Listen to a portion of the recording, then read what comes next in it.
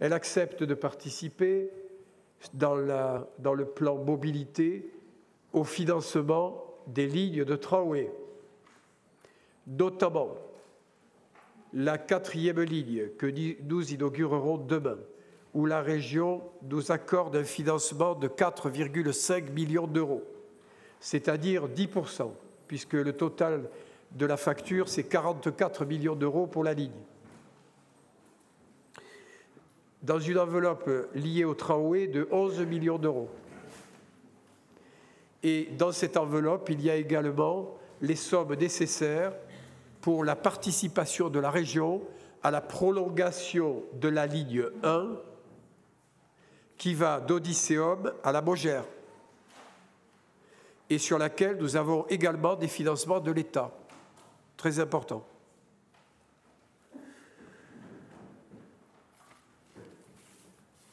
Ensuite,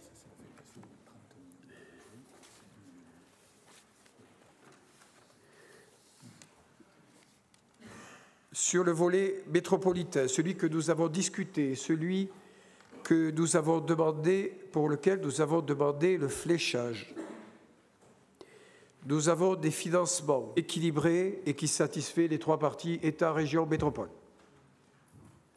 Alors ceux qui avaient fait des petites remarques du style « Sorel, il est fâché avec tout le monde », ils peuvent les avaler.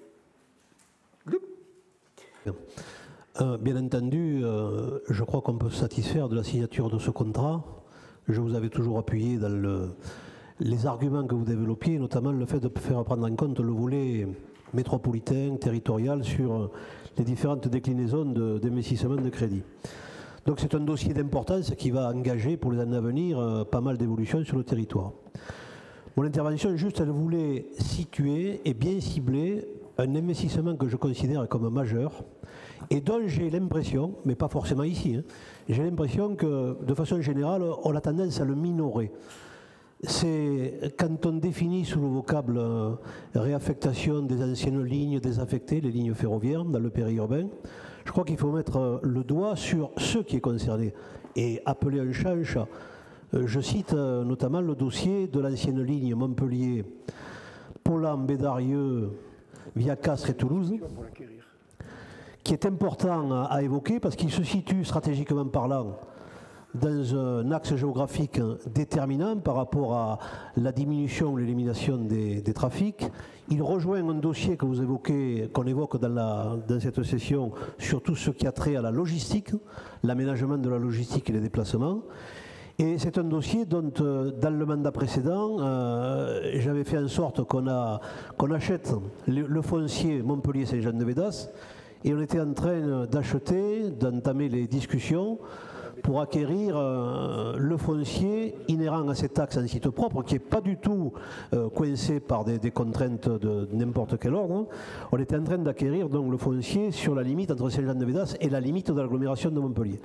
C'est important parce qu'en plus, ça concerne deux bassins économiques.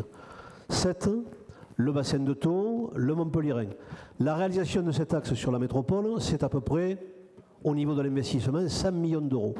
Ça veut dire tout simplement que c'est mineur, mais vraiment mineur, par rapport à ce que représente, en termes de dossier d'importance majeure, un aménagement du territoire bénéficiant de l'atout supplémentaire de la réaffectation de l'ancienne ligne de voie ferrée. Elle est au milieu du canton de Pignan, elle débouche au cœur de Montpellier en prolongeant à partir de Pavelay en direction de la gare. On peut se connecter avec le Mine, vous venez de l'évoquer, et donc elle a une utilisation pluraliste possible dans le temps, voyageurs, éviter le déplacement de véhicules et les bouchons, et également un aspect économique. On ne la voit jamais citée en tant que telle. Ce n'est pas un procès d'intention que je fais, c'est de façon générale. Je pense qu'elle mérite davantage d'égards. Je vais vous dire pourquoi. En 1984, la SNCF voulait brader cette ligne. Et en tant que maire de Colonsec, je suis intervenu pour faire prendre la décision au département de réagir. Et le département a considéré effectivement que cet axe était d'intérêt départemental. Et à partir de là, les cessions évoquées par la SNCF ont cessé, si ce n'est les gardes-barrières qui ont disparu. 84, on est en 2016. S'il faut sous couvert d'études, commentant d'autres études, précédant d'autres études à venir, attendent encore 30 ans, je trouve qu'on n'est pas à la hauteur de l'enjeu.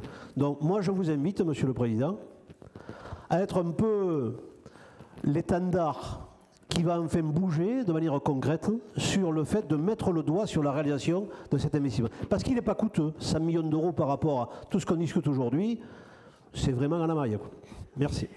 Je vais vous faire plaisir, Monsieur Moore, parce que je vais vous faire plaisir parce que ce projet de l'ancienne ligne de chemin de fer désaffecté, dont vous venez de parler, qui m'a été demandé par vous-même, projet que vous avez soutenu et qu'a soutenu Régine Hiller, maire de Cournonsec, effectivement, nous l'avons intégré dans le projet général qui s'appelle la métropole en réseau, qui est un projet régional et qui souhaite mettre en lumière les portions de l'étoile ferroviaire de Montpellier qui sont récupérables. Et à ce titre, la métropole a positionné 8 millions d'euros pour les acquisitions foncières. Et nous avons également eu un rendez-vous sur ce sujet avec le nouveau directeur régional de la SNCF. Juste, je ne voulais pas, en quelque sorte, que le foncier, c'est déterminant, c'est incontournable, oui, il faut l'acheter. mais qu'ensuite, bon... Non, il faut l'acheter, et ça fait partie de la métropole en réseau, puisque, vous le savez, depuis le rapport Attali, c'est le rapport Attali qui l'a scellé dans le marbre, mais toutes les villes ont tendance à vouloir réhabiliter les lignes de chemin de fer locales qui sont déjà tracées et qui permettent de déterminer de nouvelles zones d'urbanisation et de nouvelles zones également de protection de l'environnement.